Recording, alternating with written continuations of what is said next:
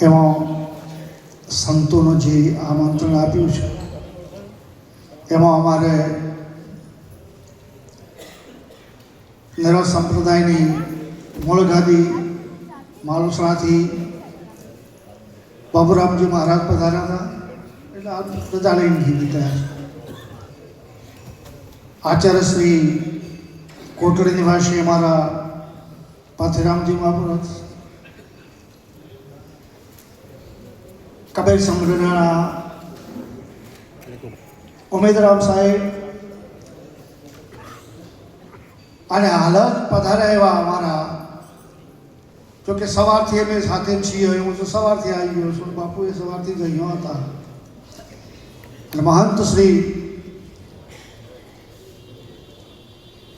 હરદેવપુરીજી બાપુ,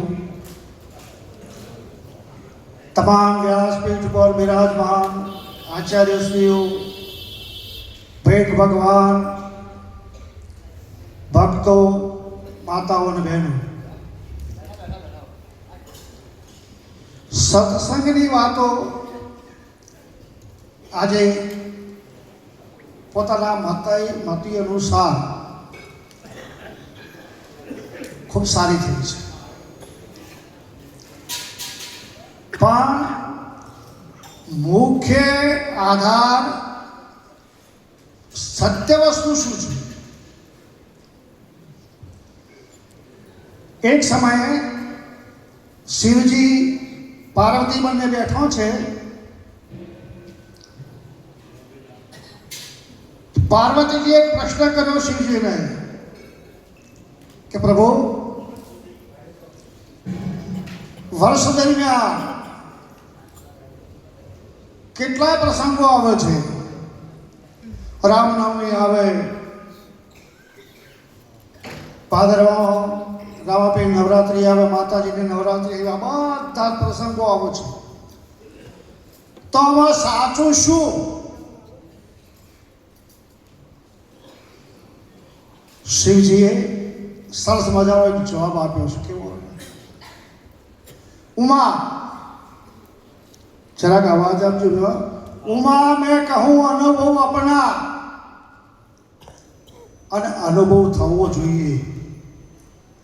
उमा उमा एक पार्वती, उमा में कहूँ अनुभव अपना, सत हरि भजन, बाकी सब सपना. साचू तो भजन જ છે, તમે ભજન નહીં કરો તો બધી વાતો જ છે, સાંભળી કરશો તો નબીલ નહીં પડે. એટલે સત હરિ ભજન, બાકી સબ સપના. કારણ કે આખું બ્રહ્માંડમાં એક જ વસ્તુ છે, પછી તમે બીજું હું ક્યાંથી કરો છો? નરસિંહ મહેતાનો દાખલા કેટલાય આપ્યા, સરસ મજાની વાત કરી. નરસિંહ મહેતાએ કહ્યું, અખિલ બ્રહ્માંડમાં તું એક શ્રી હરિ, ઝુઝવા રૂપે અનંત ભાષે. ઝુઝવા રૂપે આપણને અનંત ભાસ થાય છે, એટલે આ બધી ભ્રમણાઓ થઈ છે. દોડ મૂકી છે ને બધી, એ દોડ વાળ પાછો તને તારું ઘર જળશે. એટલે સત હરિ ભજન, અને ભજન કરશો તો જ કોક પ્રાપ્ત કરી શકશો, તો વાતોથી કોઈ મેળ નહીં પડે. कर भजन तो दिल से प्यारे तो मजा कुछ पाएगा, याद रख भूला अगर तो बहुत तो पछताएगा. છેલ્લે પસ્તાવાનો વારો ન આવે, માટે કંઈક કરજો, ભજન કરવા જેવું છે. તમારા ગુરુ મહારાજ જે કોઈ આપ્યું હોય ભજન, એ ભજન કરવા જેવું છે. ભજન કોને કહેવાય? સરસ કબીર સાહેબની વાતો સાંભળી આપણે તો, હોઠ કંઠ હાલે નહીં, होठ कंठ आले नहीं, नहीं श्वास के शरीर, जिब्या पर पण आवे नहीं, वाको रटे कबीर. કર્યું છે ભજન, એટલે તો આખી દુનિયાની અંદરીઓ ગવાના છે. ચારા જોડ છે. કબીર કી કથની વાલી ગોરખ કો બડો જ્ઞાન. આ બધી જગ્યાએ અન્ય વાતો થાય છે. ગોરખ મહારાજની કૃપા છે. ગોરખ કો બડો જ્ઞાન રહેણી તો ગુરુ દત્ત કી. શિવ કો બડો હે ધ્યાન. માટે ભાષા અને ભજન કરો રૂપે એ ભાળે બ્રહ્માંડ ને. બ્રહ્માંડમાં નહીં, બ્રહ્માંડ ને. આખો બ્રહ્માંડ અનુષ્યા બ્રહ્મ રૂપે એ ભાળે બ્રહ્માંડ ને. જેની વરતી અખંડ બ્રહ્માકાર એ દુર્લભ એવા સંત છે.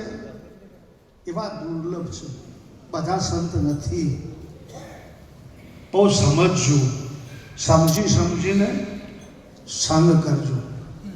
એટલે સાધુ તો પુરુષનો સંગ ભાગ્યને મળ્યો છે. મીરા બોલી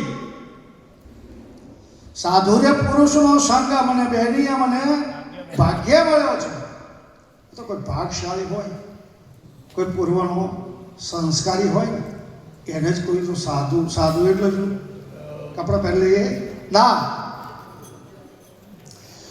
જેણે પોતાના મનને સિદ્ધ કર્યું છે, સાધુ છે, મનના વેગે ના જાય, એ પૂરતો મનને તો એ કેમ મન કરે, એનું નામ સાધુ.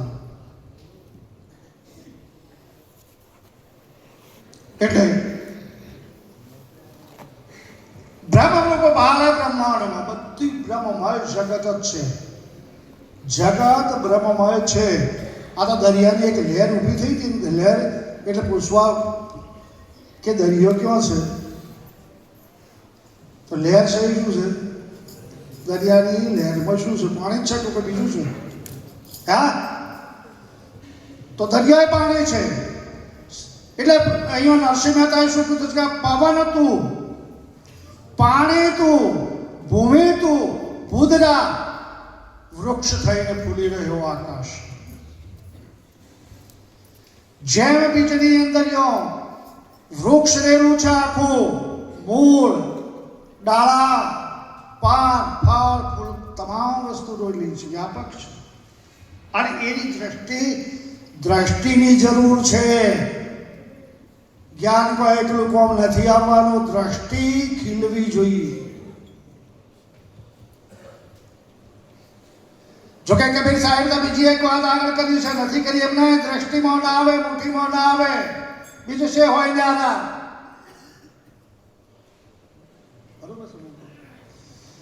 દ્રષ્ટિમાં ના આવે, મુઠ્ઠીમાં ના આવે, બીજું છે હોય ન્યારા. એસા જ્ઞાન કથા સબ ગુરુआ સંતો તાકા કરો ને વિચારા. એટલે કોઈ ધાવે નિરાકાર કો, કોઈ ધાવે ઓમકારા, वो तो पद है दोनों से न्यारा, जाने जाने हारा. અને છેલ્લી વાત કરી છે સંત કેવી ખબર છે? आत्म चीजो आपको निरख्यो निज स्वरूप, घट घट में प्रकट भयो आप सच्चिदानंद रूप.